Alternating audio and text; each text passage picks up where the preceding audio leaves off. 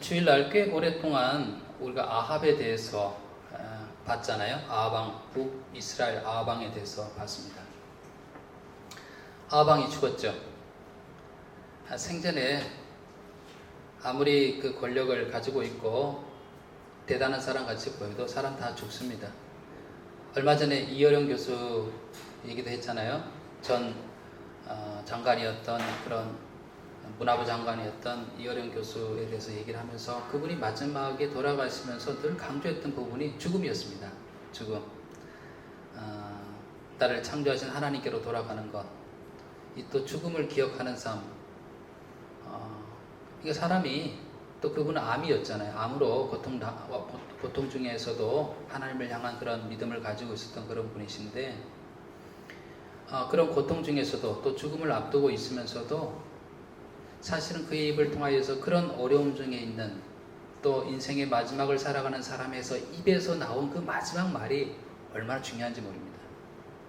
우리는 그 중요도를 잘 깨닫지 못해도 생각해 보게 되면 죽음을 앞둔 사람의 이야기가 정말 중요합니다. 왜냐하면 그 인생을 통틀어서 가장 주옥 같고 그 인생을 통해서 꼭 살아서 앞으로 삶을 살아갈 사람에게 주고 싶은 이야기를 하는 것이기 때문에 그렇습니다.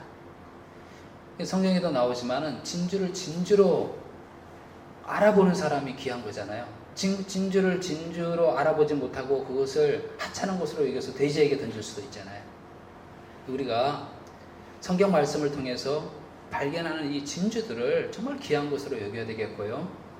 또 사람마다 자기 인생을 통틀어서 얘기하는 사람들의 그 이야기를 또 잘 우리가 받아들여야 되겠죠. 아합왕이 죽었습니다. 그의 인생을 살아갔던 그 모습 그대로 아들이 똑같이 닮아갑니다. 아하시아가 왕에 올랐거든요. 이 아하시아가, 그의 아들 아하시아가 어떤 사람이었는지 성경이 이야기를 하고 있습니다. 유다의 여호사밧 왕 제17년에 아합의 아들 아하시아가 사마리아에서 이스라엘의 왕이 되어 2년 동안 이스라엘을 다스리니라. 그가 여호와 앞에 악을 행하여 그의 아버지의 길과 그의 어머니의 길과 이스라엘에게 범죄하게 한 느밧의 아들 여로보암의 길을 행하며 바알을 섬겨 그에게 예배하여 이스라엘의 하나님 여호와를 노하시게 하기를 그의 아버지의 온갖 행위와 같이 하였더라. 아합의 아들 아하시아가 어떤 사람이었다고 이야기하고 있습니까? 우상을 숭배하며 하나님을 노하시게 하는 악한 일을 행하였더라 라고 되어 있습니다. 그가 왕위에 올라간 지 얼마 만에 그가 왕에서 내려오고 또 이후에 보길 죽게 됩니까? 2년 만에요. 2년 만에 그렇습니다. 너무 짧은 기간이잖아요. 왜 그렇게 되었을까요? 그의 신상에 어떤 일이 일어났던 것일까요? 오늘 본문을 보게 되면 왜 그가 2년의 왕위에서 내려오게 되고 결국 죽음을 당한지에 대해서 소상하게 이야기를 하고 있습니다. 이 아하시아를 이야기하면서 이 아하시아가 왕위에 올라서 어떤 일이 벌어질 것에 대해서 이야기를 하면서 오늘 본문은요 이렇게 시작하고 있습니다. 1절에 보게 되면 아합이 죽은 후에 모압이 이스라엘을 배반하였더라. 여러분 우리가 성경을 읽으면서 그런 경험이 있지 않으세요? 성경을 읽는 가운데 눈에 별로 안 들어오고 이후에 무슨 일이 생겼을까 이렇게 보는 경우들이 있잖아요. 그냥 마치 그가 아침에 일어나서 이렇게 얘기를 하면 우리 아침에 일어났구나. 그럼 이렇게 받아들이는 것처럼 성경을 읽으면서도 그런 일이 있었구나 라고 하는 정도로 우리가 1절을 볼 수 있습니다. 아합이 죽은 후에 모압이 이스라엘을 배반하였더라. 이 말씀을 보면서 모압이 이스라엘을 배반했구나. 역사 속에서 이렇게 배반하는 일들은 다반사로 일어나는 일이니까 그냥 우연히 그렇게 일어나는 일이었겠구나 라고 그렇게 생각할 수 있잖아요. 그런데 곰곰이 생각해 보게 되면 이 아하시아가 왕위에 올라서 그가 행한 일에 대하여서 이야기하게 될 때에 1절이 제일 먼저 이야기한 것이 모압이 이스라엘을 배반한 사건을 먼저 이야기하고 있다는 말입니다. 그냥 우연히 모든 역사 속에서 그냥 일어날 수 있는 일이라고 생각하려다가 모든 일이 우연이 아니고 필연적으로 일어나는 것이다라고 하는 그런 생각을 다시 하게 됩니다. 우연같이 보이나 필연적인 사건이었습니다. 아합의 죽음에서도 그랬잖아요. 아합이 400명의 거짓 선지자들의 예언을 듣고 길랏 라못으로 전쟁하러 올라갔잖아요. 참된 선지자의 얘기를 듣지 않았죠. 그래도 마음이 좀 찝찝했는지, 마음에 좀 거리낌이 있었는지 변장해서 올라갔잖아요.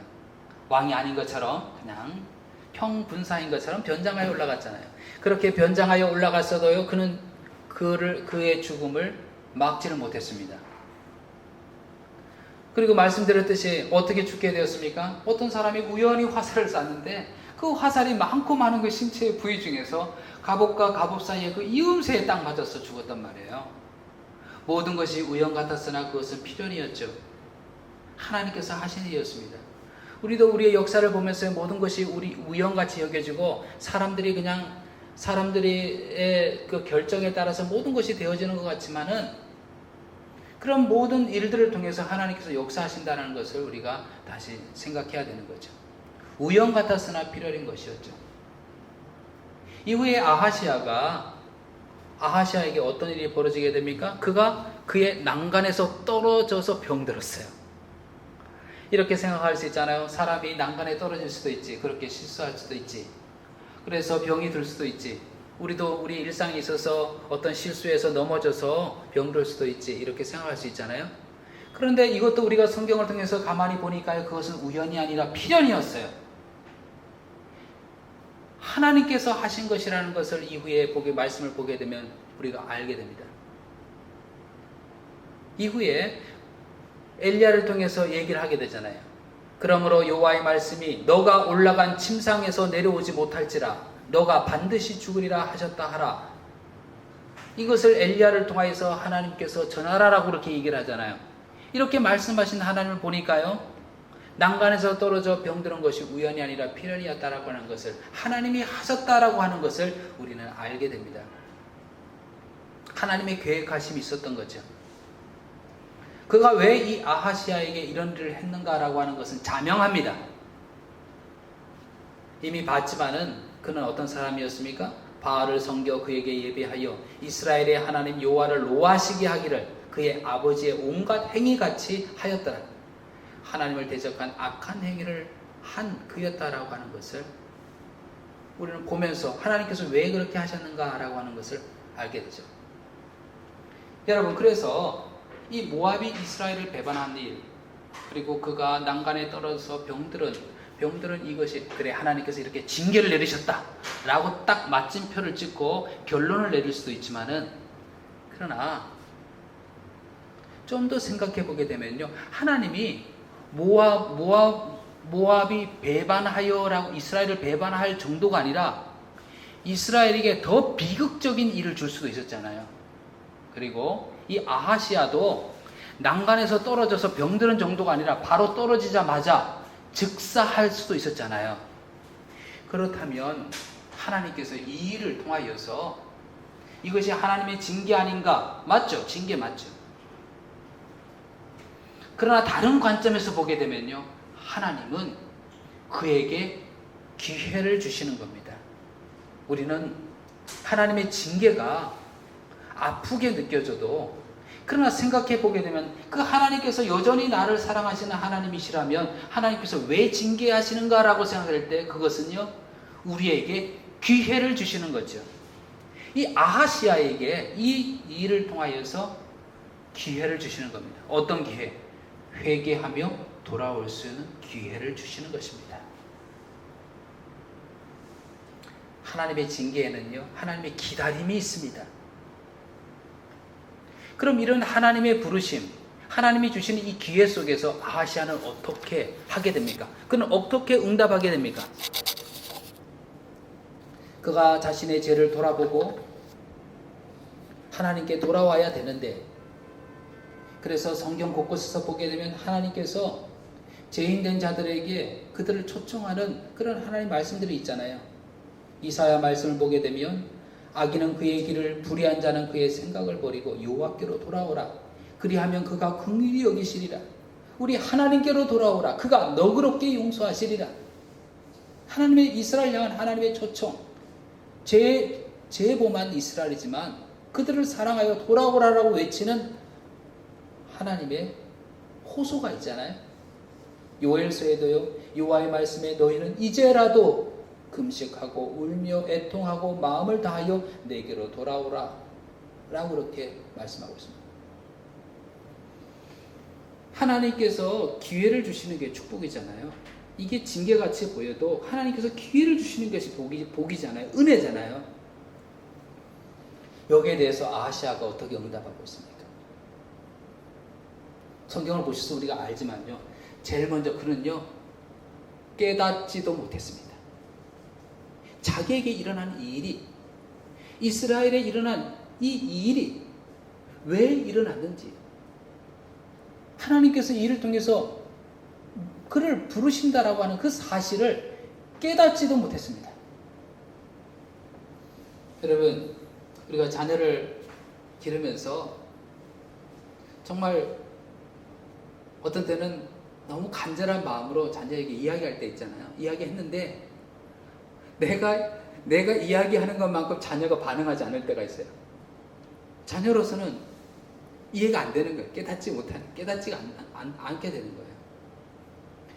TV를 보다가 그 상담받는 그런 프로그램이 있어서 거기를 이제 그 프로를 보다 보니까 그 자녀를 기르는 엄마가 자기가 자녀에게 제대로 잘 하지 못했던 그런 부분들을 너무 후회하면서 그 자녀 앞에서 울면서 얘기를 해요. 얘야, 내가 너를 너무 사랑하는데 그것을 잘 표현하지 못했구나.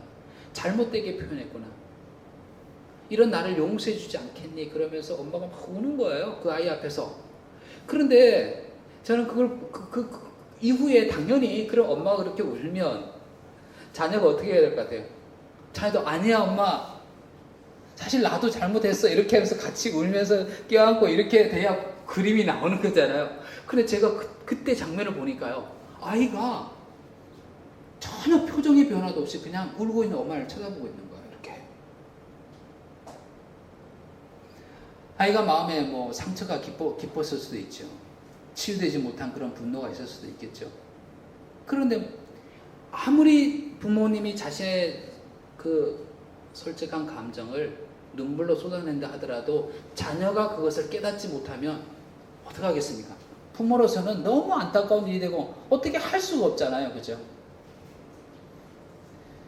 하나님 우리의 아버지가 되시죠. 아버지는 하나님께서 우리로 하여금 그분의 마음을 표현하시고 돌아오기를 원하시는 그 기회를 주셨는데 자녀가 깨닫지 못하면 어떡하겠습니까? 이것처럼 답답한 일이 없습니까?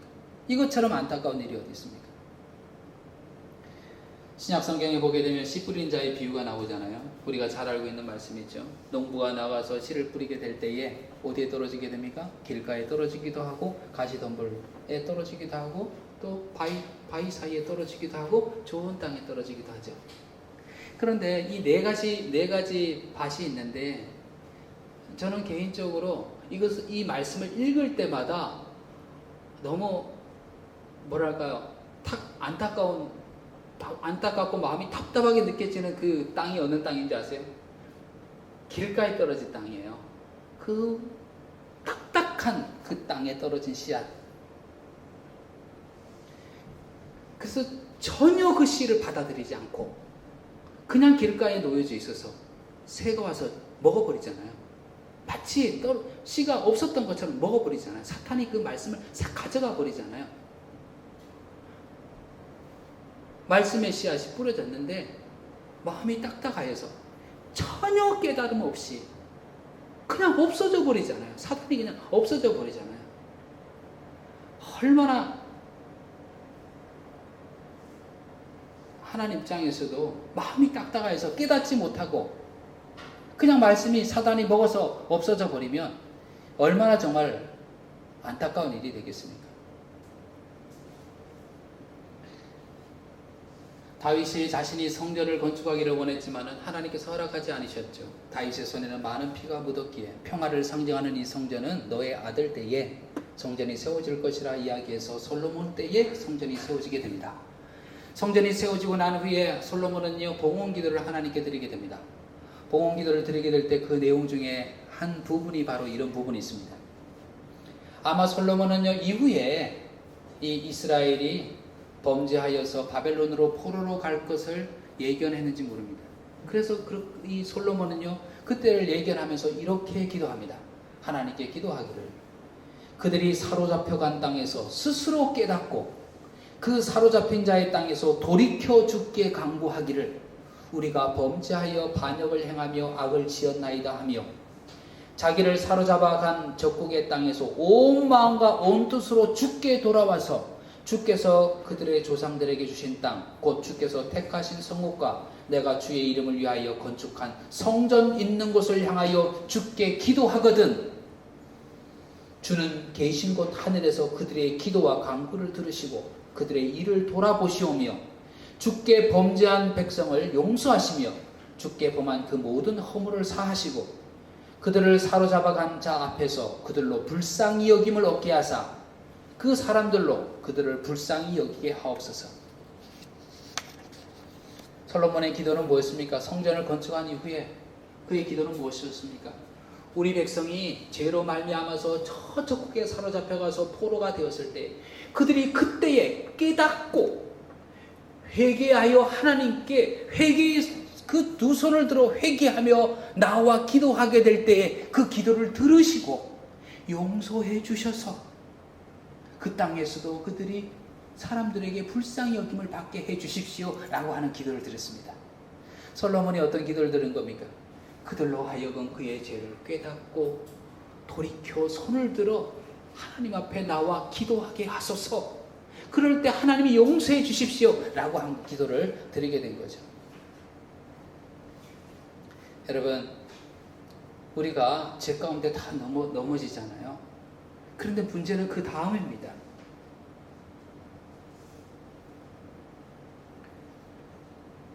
내 죄된 모습이 깨달아지는 것, 이것이 은혜입니다. 내가 하나님 앞에 어떤 죄인인지를 알게 되는 것, 그것이 은혜입니다. 깨달아지게 되고 그래서 회개하는 마음을 가지고 통회하는 마음을 가지고 하나님께 나오는 것, 그게 복입니다. 집 나간 둘째 아들이 처음에 나갈 때는 아버지께 마치 자기 것인 양 당당하게 요구했잖아요. 아버지 돌아가시면 내게 줄 유산 내 반을 나에게 주십시오. 미리 좀 주십시오. 그거 가지고 와서 자기가 원하는 대로 다 살았잖아요. 그러다가 모든 것을 다 잃어버리고 돼지가 먹는 그런 쥐염 열매를 먹는 처지에 놓이게 되었을 때 그때서야 깨닫게 됩니다. 아버지의 마음을 깨닫게 됩니다. 그리고는 아버지 집으로 돌아오게 됩니다. 이것은 예수님께서 무엇을 비유로 하신 것입니까? 아버지 하나님의 마음을 깨달아 알고 회개하며 돌아오는 자에게 주시는 그런 구원, 그렇게 그들이 돌아왔을 때 하나님께서 얼마나 기뻐하시는지, 아버지께서 얼마나 기뻐 춤추는지를 보여주는 그 말씀을 비유를 통해서 얘기한 것 아니겠습니까? 깨달아지는 것, 그래서 내가 하나님께로 다시 손들고 돌아오는 것, 그것이야말로 가장 큰 은혜라는 것을 우리는 알게 됩니다. 여러분, 하나님께서 우리로 깨닫게 하실 때에 하나님께서 말씀을 통해서 깨닫게 하시죠. 하나님의 말씀은 어떤 말씀이라고 얘기하고 있습니까?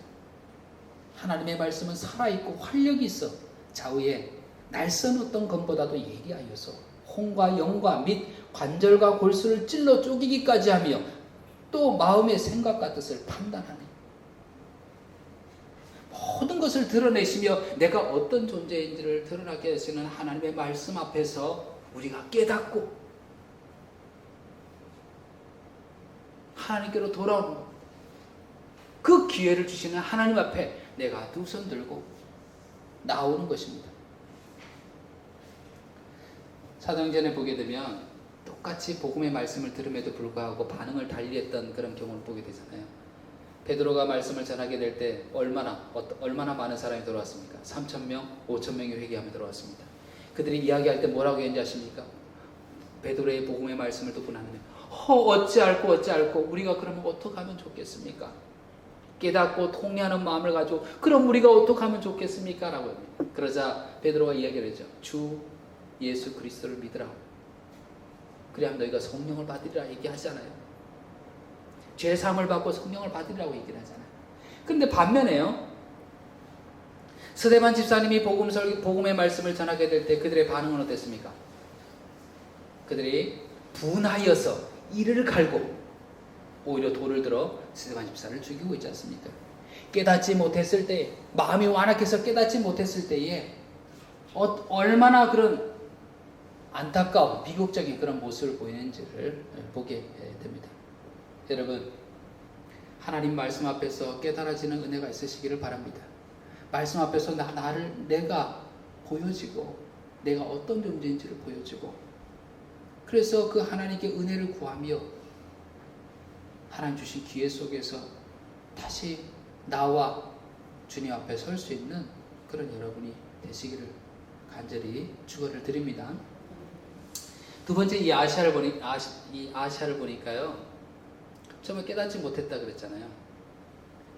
더 나아가서 이 아시아는 어떻게 하냐면요, 난간에서 떨어졌다 그랬죠. 병이 들었어요. 하나님의 이 징계는 하나님이 그를 부르시는 기회라고 그런 말씀했잖아요. 그런데 난간에 떨어져 병들은 그가 어떻게 하는지 아십니까? 사자들을 사람을 보내어서 누구에게 보내냐면 에그론의 신 바알 세붑에게 가서 내 병이 낫겠나 그렇지 않은가를 물어보라라고 얘기합니다. 하나님이 주신 기회였으면 누구에게 나가야 되는 겁니까? 하나님께 나가야 되는 것이었잖아요. 근데 그는 누구에게 나가고 있습니까? 우상에게 나가고 있습니다. 바알 세붑에게 나가고 있습니다. 바알은 주인이란 뜻이거든요. 왕이란 뜻이거든요. 세붑은요, 팔이란 뜻입니다. 마치 날파리 같은 건 팔이 있죠. 팔이란 뜻입니다. 그러면 바알 세붑 그러면 붙여서 뭐냐면 파리 대왕입니다. 파리 중에 대왕입니다. 파리를 신으로 섬긴 거예요. 그러면 생각해 봅시다. 왜 파리를 섬겼을까요? 웃기잖아요. 왜 파리를 섬겼을까요? 사람들이 본 거죠. 무슨 전염병이 돈다든지 그랬을 때 사람이 죽어갈 때 보니까 파리가 막 들끓는 걸 본 거예요. 그러면서 저 파리가 들끓은 저 파리를 통해서 질병이 옮겨지는 거구나라는 것을 보면서요, 우리가 저 파리를 잘 섬기게 되면 질병으로부터 나를 보호받는구나라는 걸 그렇게 생각해 버린 거예요. 그래서 바알 세붑을 섬긴 겁니다. 난간에서 떨어져 병들었는데 그가 어디로 나아가고 있습니까? 그 우상 앞에 나아가고 있습니다. 바알 세붑에게 나가서 내가 어떻게 될지, 앞으로 내가 어떻게 될지 내 미래를 물으며 맡기며 그에게 나가 물어보라라고 이야기를 하는 것을 보게 됩니다. 이 바알 세붑, 그러니까 비슷한 호칭이 생각나는 거 없습니까? 예수님 당시에 예수님에 대해서 아주 왜곡되게 말하던 사람들이 바알 세불이라고 그렇게 얘기를 했어요. 귀신들의 왕이라 이렇게 얘기를 했어요. 바알 이 세붑에서 그게 변형이 되어서 바알 세불이 된 겁니다. 발이 된 거죠. 이게 어떻게 바뀌겠냐면 여호와를 적대하는 귀신의 왕 사탄을 가리키는 말로 바뀌어지게 되죠. 그래서 귀신의 왕 아니냐, 귀신을 쫓아내는 것을 보니 하나님의 아들이 아니냐라고 그렇게 얘기를 해야 되는데, 귀신을 쫓아내는 거 보니 귀신의 왕이 아니냐라고 그렇게 얘기를 하게 된 거죠. 바알 세불, 그렇게 되게 된 거죠. 하나님이 주시는 회개의 기회 속에서 하나님께로 나아가야 됐습니다. 그런 구원을 청해야 될 대상은 하나님이셨습니다. 그런데 그는 누구에게로 나아가고 있습니까? 죄의 중심이었던 그 우상에게로 나아가는 것을 보게 됩니다. 그 우상 앞에서 내 병이 어떻게 될 것인가 물어보고 내 미래가 어떻게 될 것인가 물어보고 그렇습니다. 얼마나 어리석습니까? 형상은 있으나 응답하지 못하는 허상뿐인 그 우상 앞에 나아가서 내 미래를 맡기다니요, 나에 대해서 물어보다니요, 얼마나 어리석습니까?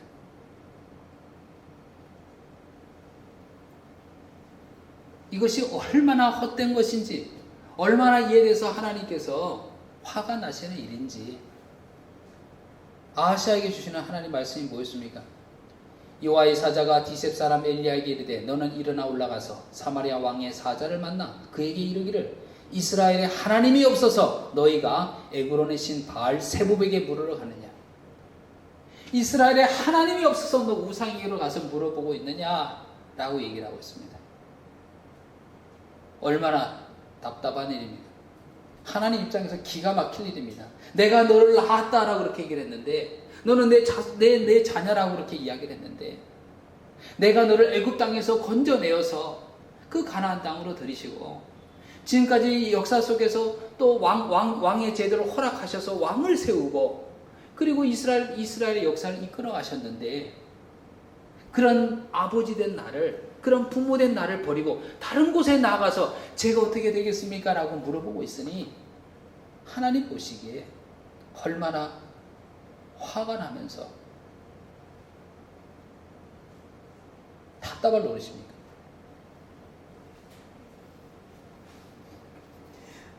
제가 성경 공부하면서나 아니면 또 설교할 때도 잠깐 예화를 들었던 것 중에 하나가 있었는데요. 제 둘째 여동생이 어렸을 때 저희 부모님이 이제 아이 놀리느라고 뭔 얘기를 했냐면, 저희 약간 먼 친척이 이웃 동네에 살고 있었거든요. 우리 둘째 동생에게 부모님이 얘기한 거예요. 야, 사실은 너가 우리 딸이 아니라 저 이웃집 그 딸인데 우리가 지금까지 기르게 된 거야. 너 주워온 애야. 이런 말을 하면 안 되는데 옛날엔 그런 말 많이 했잖아요. 너 주워온 애야. 이런 말 했잖아요. 얘가 너무 진지하게 들은 거예요, 그거를. 그리고 어느 날 없어졌어요, 아이가. 제 둘째 동이 없어졌어요. 어디 갔나 했더니 그 집에 간 거예요. 그 집에 간 거예요. 그 집에 갔다는 이야기를 듣고 부모님이 저를 보내서 빨리 동생 찾아오라고. 제가 그 집에 갔어요. 가서 봤더니 뭐 하고 있는지 아세요? 식사를 하려고 밥을 차리고 있는데, 우리 제 둘째 여동생이 뭘 하고 있냐면, 아버님 이거 드세요, 아버지 이거 드세요, 어머니 드세요, 그러고 있는 거예요, 거기서. 낳아준 분이 여기 있는데, 딴 곳에 가서 아버지라고 그러고 어머니라고 그러고 있는 거예요. 그걸 또 제가 또 부모님께 말씀드렸죠. 그랬더니 화를 내신 거예요. 당장 데려오라고, 당장 데려오라고.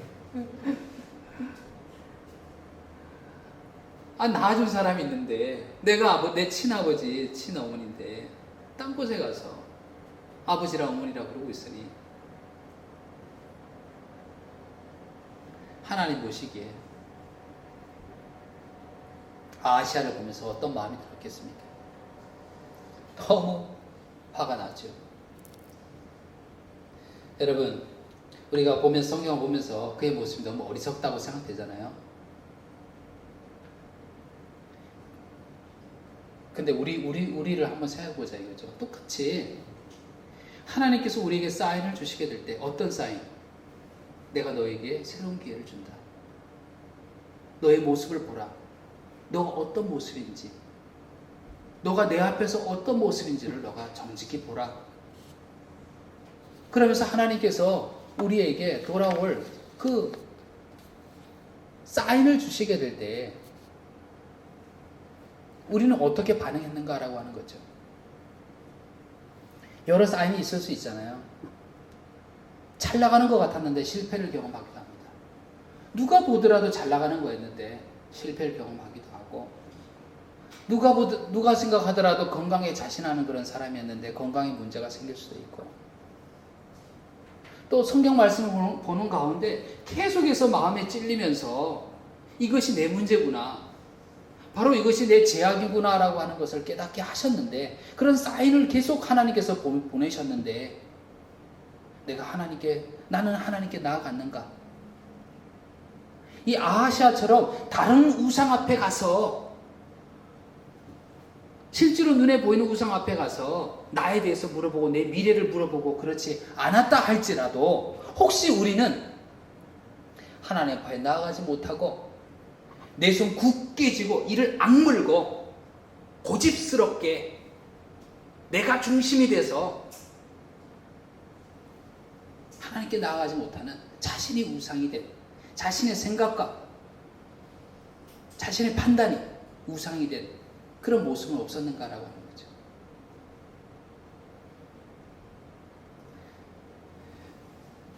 저희 교회에 잠깐 찾는 그 어머니와 그 아들들이 있는데요.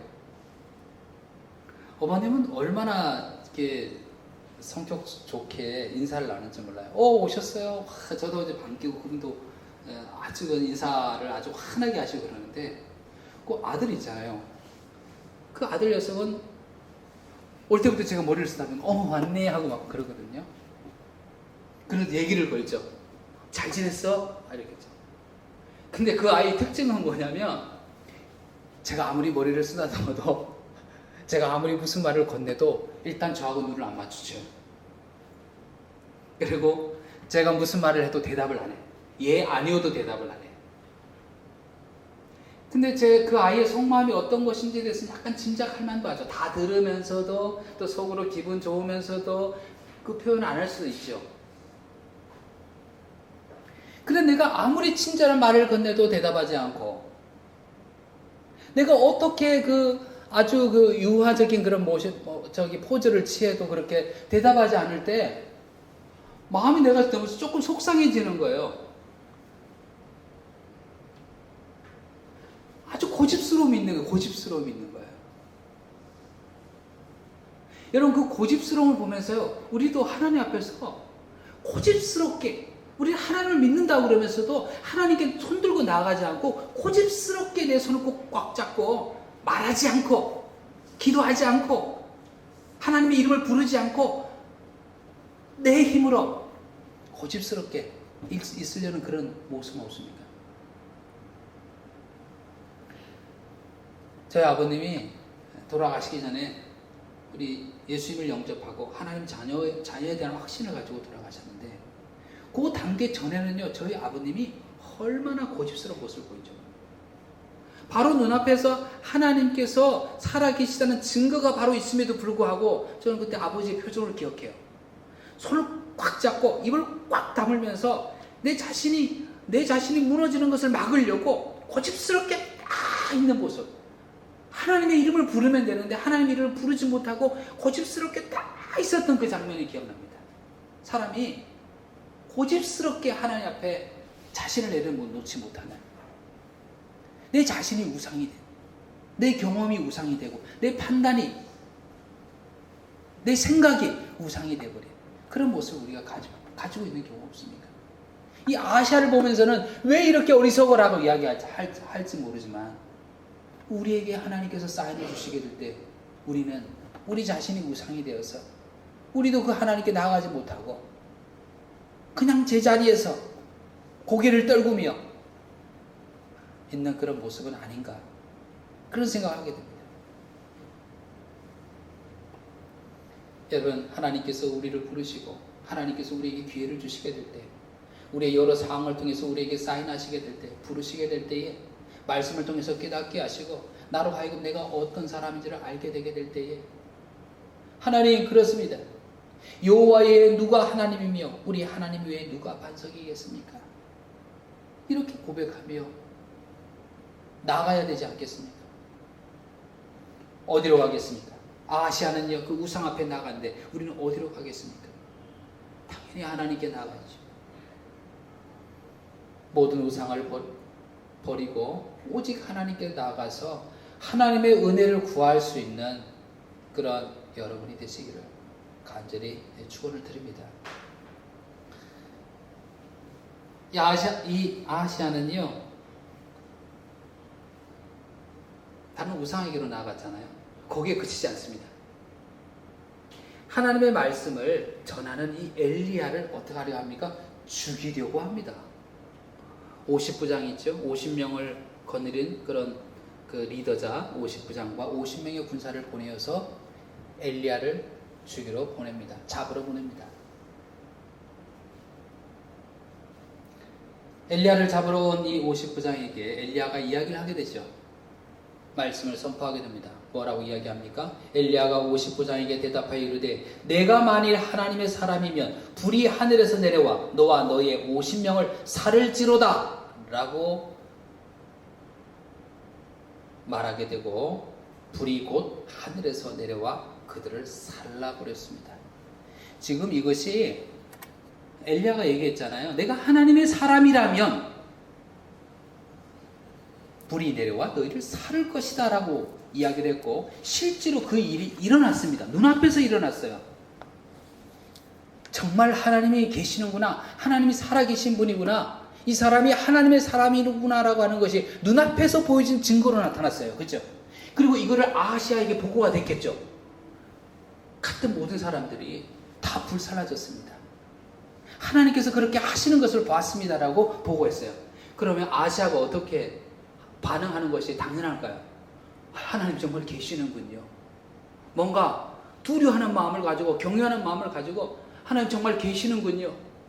제가 잘못했습니다 라고 엎드리는 게 당연하잖아요. 그런데 아하시아는 어떻게 합니까? 또 보내요. 50부장과 50명의 군사를 또 보내서 잡아오라 그렇게 이야기를 합니다. 참 완악하죠. 하나님이 살아계심이 눈에 보였는데도 불구하고 끝까지 하나님을 대적하는 그의 모습을 보이게 되죠. 두 번째 갔던 군사들 어떻게 되었습니까? 똑같은 말을 하죠. 엘리야가 똑같은 말을 하며 그들은 어떻게 됩니까? 하늘에서 내려온 불로 그들이 불살라지게 됩니다. 두 번째 그랬으면 아하시아가 어떻게 해야 될 것 같습니까? 여전히 그는 또 완악하게 해요. 세 번째 또 보냅니다. 사람을 보냅니다. 지금 100명이 죽은 거예요. 불타서 죽은 거예요. 근데 세 번째로 보냅니다. 세 번째 어떻게 됐습니까? 세 번째로 간 것은 그들이 어떻게 됐습니까? 그들은요 살았어요. 생명을 얻게 됐습니다. 첫 번째와 두 번째와 달리 세 번째가 다 산 이유가 뭡니까? 그들 가운데는요 누가 있었습니까? 중보하는 사람이 있었습니다. 50부장. 세 번째로 간 그 50부장이 엘리야 앞에 무릎을 꿇고 이야기합니다. 하나님의 사람이요, 우리를 불쌍히 여겨달라. 우리에게 은혜를 베풀어 달라고 이야기합니다. 그 중보자를 통해서 이 세 번째로 간 50명의 군사들은 생명을 얻게 됩니다. 중보자를 통해서. 사실 무릎을 꿇고 우리를 불쌍히 여겨주십시오. 하나님 우리를 불쌍히 여겨주십시오 라고 손을 들고 하나님께 나와야 될 사람은 누구였습니까? 아하시아였습니다.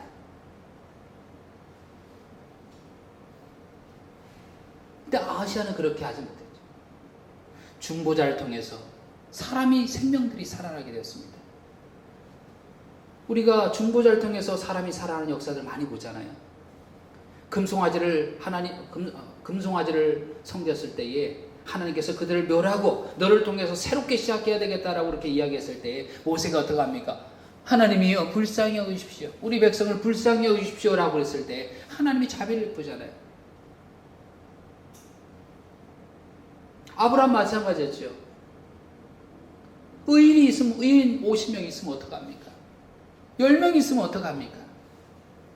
그래서 이후의 말씀을 보게 되면요, 롯의 가족이 구원을 얻은 것은요 아브라함의 중보 때문이었습니다. 여러분, 우리가 죄로 말미암아서 다 죽어야 될 사람이었습니다. 죽을 영혼이었습니다. 그런데 우리가 살아있는 것은 왜 그렇습니까? 우리에게 중보자가 있었기 때문입니다.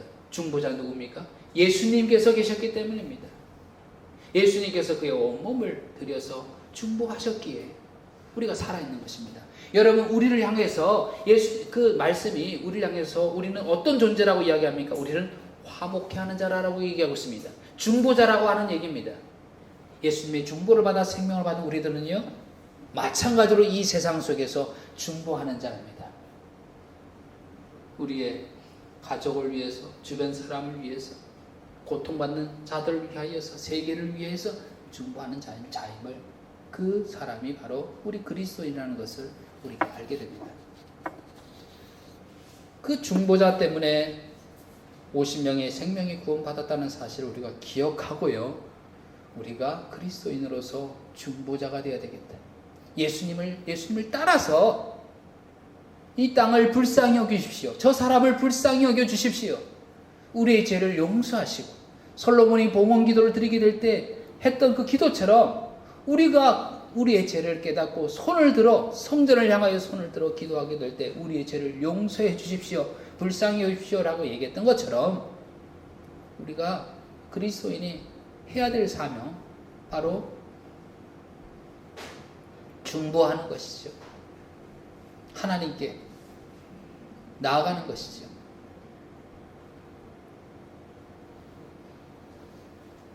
아시아는 결국 어떻게 됩니까? 처음에 말씀드렸죠. 깨닫지도 못했죠. 또 하나님 주신 기회 속에서 하나님께 나아가지 못하고 어디로 나갔습니까? 바알 세부베게로 우상에게로 나갔죠. 더 나가서는 어떻게 합니까? 하나님이 살아계시면 눈앞에 보면서도 하나님을 끝까지 거역했던, 완악하게 대적했던 이 아시아는요, 엘리야가 예언했던 것처럼 죽습니다. 왕위에 오른 지 2년 만에 그는 죽어버리고 맙니다. 그의 일생이 하나님 주신 기회 속에서 그 기회를 깨닫지도 못하고 우상에게로 나아가고 하나님을 완악하게 대적하다가 죽음을 맞이하게 되는 것을 보게 됩니다. 여러분, 오늘 본문 말씀을 통해서 무엇을 깨닫게 됩니까? 하나님은요, 오래 참으시는 분입니다. 우리에게 기회를 주시는 분입니다. 아침에 일어날 때마다 여러분 어떤 생각을 하십니까? 눈을 떴어요. 살아있어요. 숨 쉬고 있어요. 그런 나를 보면서 어떤 생각을 하십니까? 하나님께서 또 우리에게 기회를 주신 겁니다. 새로운 은총의 날을 우리에게 주신 것입니다. 매일매일 이런 감격이 있어야 되겠습니다. 하나님께서 또 나에게 이런 은총의 날을, 기회를 주셨구나. 언젠가 우리가 하나님 나라를 가게 될 텐데 이 땅에서 내게 매일매일 지금 오늘도 기회를 주셨구나. 하나님은요, 자비로우신 분이십니다. 이 악한 이 아시아에게도 하나님께서 기회를 주시는 분이십니다. 그에게 사인을 보내십니다. 징계같이 보였지만은 하나님의 부르심이었습니다. 너가 너의 모습을 깨닫고 내게로 돌아오라라고 부르시는 부르심이었습니다. 그런데 그 부르심 앞에 끝끝내 깨닫지 못하고 우상에게로 나아가고 하나님을 완악하게 대적했던 그의 마지막의 인생을 보면서요, 우리는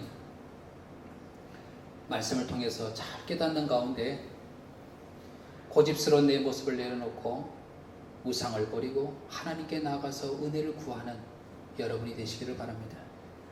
또 어떤 어려운 상황 속에서도 내가 중보자를 통해서 주변이 생명을 얻는 그런 역사를 보면서 그리스도인으로서 내가 이런 중보자구나라고 하는 생각을 가지는 가운데 낙심치 아니하고 사람을 위해서, 사람을 포기치 않고 상황 속에서 포기하지 않고 그들을 위해서 중보하는, 예수님처럼 그렇게 중보하는, 그래서 생명을 살리는 그 일에 참여해 나가는 그런 저와 여러분이 되시기를 간절히 축원을 드립니다.